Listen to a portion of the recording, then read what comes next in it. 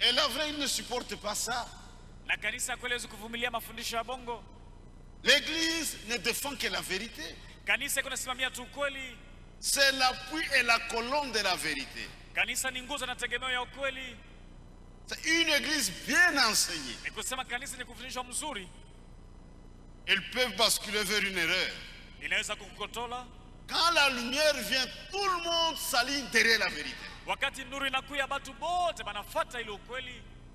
Elle ne peut pas résister à la vérité. Parce qu'elle est pour la vérité. Ile kanisa ikangale mbele ya ukweli. On ne doit pas trouver du levain. Hakuna namna bakute chacho mwile kanisa. Chacun doit veiller. Kila mmoja anapaswa kuangalia. Nous devons être sûrs que tout est conforme à la parole de Dieu. Tunapaswa kuwa na hakikisho kwamba kama kila kitu inaambatana na neno la Mungu. Sont de saintes convocations. Ni mikusanyiko takatifu. Vous avez la fête de prémices. Kuko ile karamu ya malimbuko. Ça représente la résurrection de Jésus-Christ. Ni picha ya ufufuko wa Yesu Kristo. Kionyesho. Ça fait Jésus est différent de tous les prophètes et de tous les hommes. Yesu yanaachana na manabii bote na watu wote wa dunia. Quand il était sur la terre ici, wakati Yesu alikuwa hapa dunia, c'était le dernier rendez-vous qu'il avait donné aux pharisiens. Je ilikuwa bahati ya mwisho alipashika wafarisayo.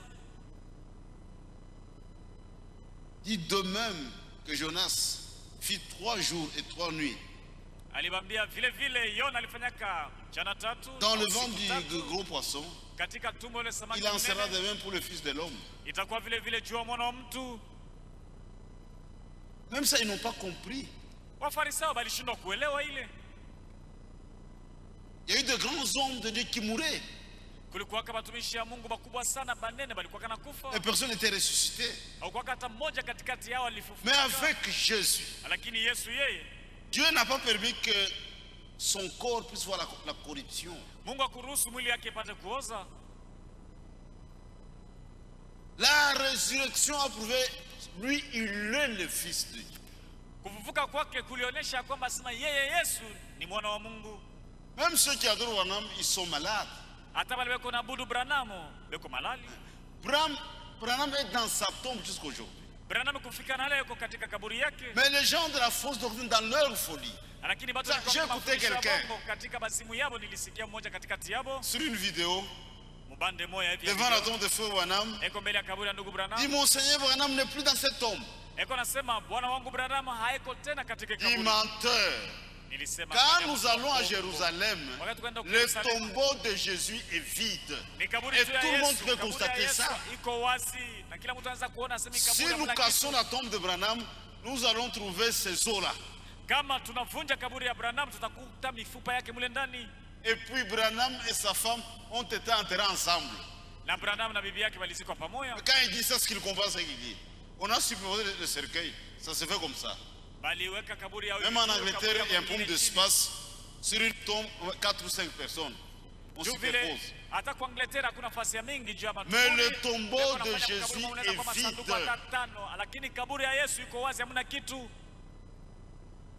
La fête des prémices. C'est comme quand quelqu'un fait un champ. Vous semez le même jour. Les semences sont soumises aux mêmes conditions atmosphériques. Mais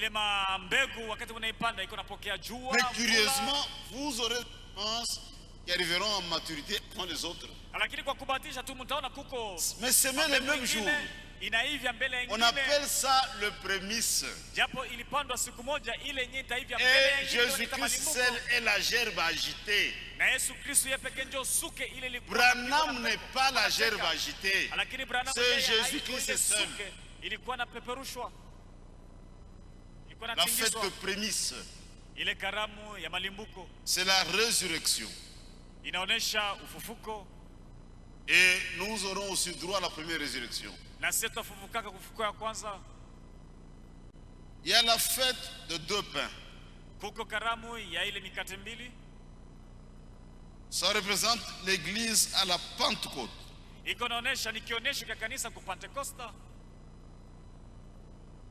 Et nous glorifions le Seigneur parce qu'il a envoyé un prophète. Tunamtukuza Bwana Mungu kwa maana alitutumia nabii. Quand je suis frère Branham sur bande, wakati nilikuwa namsikia ndugu Branham yuko nahubiri mubaya, il fallait que Dieu envoie un prophète. Nikasema ilifaa Mungu atume tu nabii. Ici j'aimerais que vous lisiez avec moi. Hapa niko napenda tusome sisi wote. Lévitique 23. Walawi 23. Le verset 17, vous allez voir quelque chose. J'ai même signé dans ma vie. Vous apporterez de vos demeures 2 pains, pour qu'ils soient agités de côté et d'autre. Ils seront faits avec 2 dixièmes de fleurs de farine. Bataipiga na sehemu 2/10 ya maua ya bunga ya maua. Et cuit avec du levain. Na baba bataipiga na kuichoma na chacho. Ça frappe les yeux. Cuit avec du levain. Inatugusa macho yetu. Ce sont les prémices à l'Éternel. Itachomwa na chacho ndio malimbuko ya milele. Et le prophète explique. Na nabii ako nafasiria. Dites-vous, le pain là représente l'église. Munaona hii mikate iko inaonyesha kanisa. Mais c'est cuit avec du levain. Lakini balichoma balipiga na chacho. C'est que l'église a ses défauts. Ni kusema kanisa iko na makosa yake. Il a levé ça. L'église a ses défauts. Kanisa iko na makosa yake. Et j'ai oublié de chercher ça. Frère Branham dans le message, monsieur, quelle heure est-il? Ndugu Branham katika mahubiri yake, Bwana tuko wakati gani? Parmi les 6 songes mwile mandoto 6 qui ont précédé l'ouverture de sceau, il y avait la vision qui est venue couronner le tout. Parmi, il y a un songe, il a interprété, dit regardez, l'époux est parfait, mais l'épouse n'est pas parfaite. Kuko ndoto moya anasema mtazame bwana harusi ukamilifu lakini bibi harusi si mkamilifu. Dieu connaît ça. Mungu anajua vile. C'est dans la Bible. Iko Biblia. C'est l'église à la Pentecôte. Nikionyesha kanisa ku Pentecoste. Maintenant pour le sabbat. Sasa jua mambo ya kuangalia sabato. La Pâque. Pasaka. Le pain sans levain. Mikate bila chacho. Le prémisse. Malimbuko. Fait de 2 pains. Yenye ilifanyika na mikate 2. Ça, l'église de la Nouvelle Alliance est concernée. Hii mambo inaangalia kanisa ya Agano Jipya. Maintenant, les 3 autres fêtes ne concernent qu'Israël. On n'a rien à faire à ça. C'est comme la fête des trompettes. C'est l'image du futur rassemblement d'Israël. Ça ne nous concerne pas. Regardez dans Matthieu 24. Matthieu 24, 31. Matthieu 24, 31.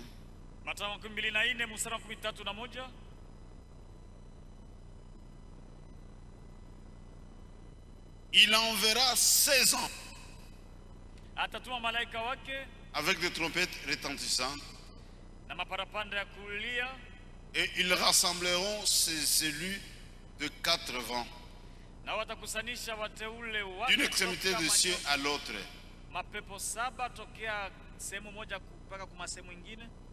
Pas un ange, mais ses anges. Et vous savez que Dieu enverra Élie et Moïse en Israël pour ça. Ça concerne Israël. Le 144 000 seront rassemblés par les trompettes.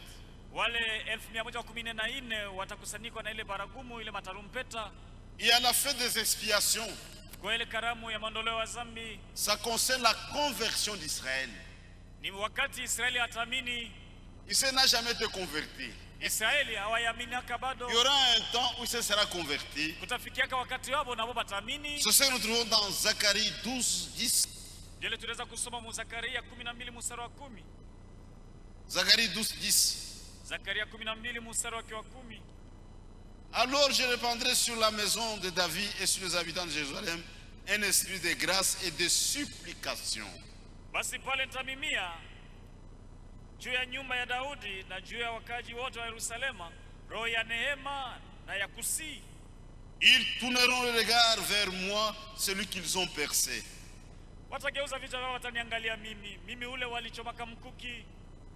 Ils pleureront sur lui comme on pleure sur un fils unique.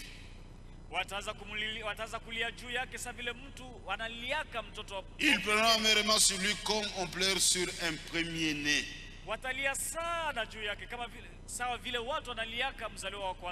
Ça, c'est en rapport avec la conversion d'Israël. Et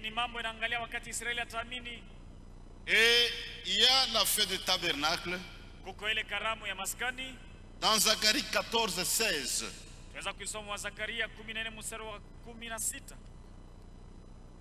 Tous ceux qui resteront de toutes les nations venus contre Jérusalem monteront chaque année pour adorer le roi, l'Éternel des armées, pour célébrer la fête de tabernacle.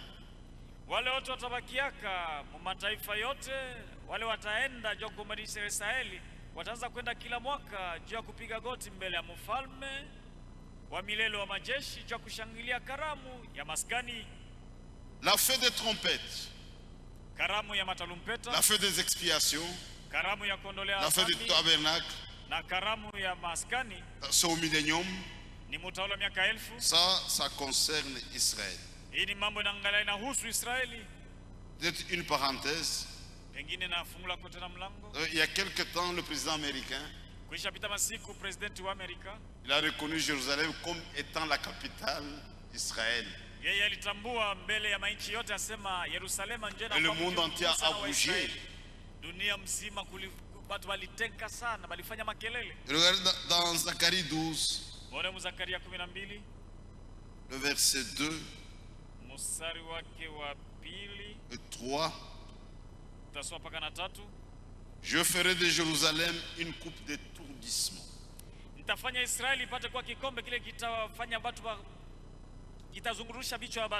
Pour tout le peuple d'alentour.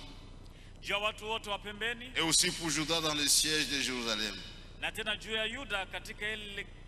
En ce jour-là, je ferai de Jérusalem une pierre pesante pour tout le peuple.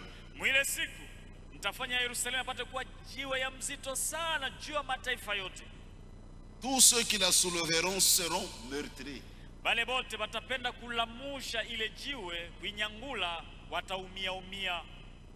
Et toutes les nations de la terre s'assembleront contre elle.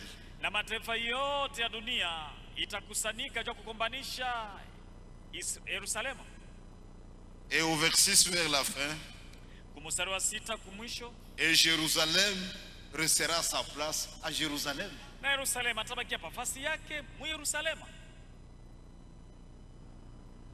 Le monde entier est troublé. Toutes les nations de la terre s'assembleront contre elle. C'est une pierre pesante. Ceux qui vont essayer de la soulever seront meurtris. Nous vivons des temps prophétiques. Voici mes fêtes. Il y avait l'ombre et la réalité. Maintenant, pour nous, l'église du Nouveau Testament, il y a des choses que nous sommes en train d'expérimenter. Il n'y a pas de fête du baptême du Saint-Esprit.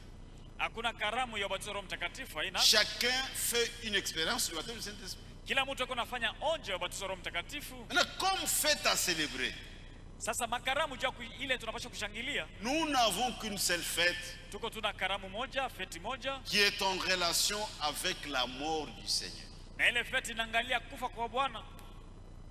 Et chaque fois que vous mangez ce pain et que vous buvez ce pain, vous annoncez la mort du Seigneur jusqu'à ce qu'il vienne. C'est l'unique fête que l'Église possède, l'Église de la Nouvelle Alliance, que nous pouvons organiser comme fête dans un cadre biblique. C'est l'unique fête ordonnée par le Seigneur. Ndio karamu moja tu Bwana anatuambia tusherekee. Quand Dieu ordonne quelque chose, respectez les termes de l'ordonnance. Wakati Mungu anasema kitu kimoja, tunapaswa kuheshimia maneno ya ile agizo. Au désert, il y avait le serpent d'airain, il fallait regarder. Kujangwa kulikuwa kale manyoka, ulikuwa nyoka wa shaba, watu pasha kwanza kumwangalia. Ils ont commencé à adorer. Bali ya kumwangalia wakaanza kumwabudu ule nyoka wa shaba. Il est à mambo. Il y a eu des problèmes. Dieu a envoyé un prophète. Mungu alituma nabii dans un but précis. Na ni mkifuguzio. Peu importe la grandeur de son ministère. Hata kama utumishi wake ulikuwa waje. Quand vous le placez au-dessus de la parole de Dieu, c'est très grave. Wakati mnaweka juu ya neno la Mungu, mambo yanakuwa ya mbaya sana. Et Dieu a fait de grandes choses dans notre temps. Na Mungu alifanya vitu vinene sana wakati yetu. Nous vivons dans un temps où la colonne de feu est revenue sur la terre et l'a été même photographiée. Tuko naishi wakati mmoja mule nguzo ya moto ilikia pa dunia na balifyatula. C'est l'âge du retour de la colonne de feu sur la terre. Hii kizazi yetu ndio kizazi kile nguzo ya moto ilirudia. Mais quiconque organise une fête en relation avec ça, c'est de l'idolâtrie. Dieu n'a jamais ordonné ça. Mtu wote anaanza kufanya fete au karamu juu ya nguzo ya moto na kwa mais nous en parlons. Nous montrons même l'importance de la chose. Tunaweza kusema juu ya nguzo ya moto. C'est un événement important. Regardez dans l'histoire du salut. Le premier homme à voir la chose, c'était Moïse. Mtu wa kwanza ule aliishi kile kitu ni Musa. Il a vu un feu. Aliona moto. Il dit mais ça c'est mystérieux. Pourquoi ça se consume pas? Je vais m'approcher pour voir. Musa akasema ni chofu yako juu nione. Dis arrête-toi. Lakini sauti kamwambia simama. Tu es sur une terre sainte. Wewe papa unaikala ni patakatifu. Vula viatu yako. Quelqu'un lui parle. Mtu alikuwa anamwambia à partir du feu. Kutokea mu moto. C'était l'ange du Seigneur. Alikuwa kani malaika wa Bwana. Ou l'ange de l'Éternel. Au malaika wa milele. L'ange de l'Éternel. Malaika wa milele. C'est l'Éternel lui-même sous forme d'ange. Ni wa milele yeye mwenyewe lakini muuhai. Moïse a vu ça pour la première fois. Musa alikuwa ndio mara yake ya kwanza kuona ile. Il était curieux. Alipenda aone ni nini. Mais je veux te voir. Asa niko napenda nikuone wewe uko na. Dis non, non, pas me voir. Akasema hapana, hakuna namna unione. Tu te mets quelque part. Wende fasi fulani. Je vais mettre ma main sur ta face. Quand je passerai, tu me verras par derrière. Taweka mkono wangu pa uso wako wakati mimi nitapita, utaniona tu kia mkongo. Et il a vu, il ressemblait à un homme. Mais il n'a pas vu la face. Alifanana na mtu lakini hakuona uso yake. Manoak. A me demandé quel est ton nom, c'est qui? Alimuuliza kasa wewe jina yako ni nani? Il dit mon nom est merveilleux. Lakini akamjua jina langu ni masajabu. Ça va te révéler plus tard. Asema jina yangu itafunuliwaka muenda masiku. Maintenant cet ange là ule malaika est devenu un homme.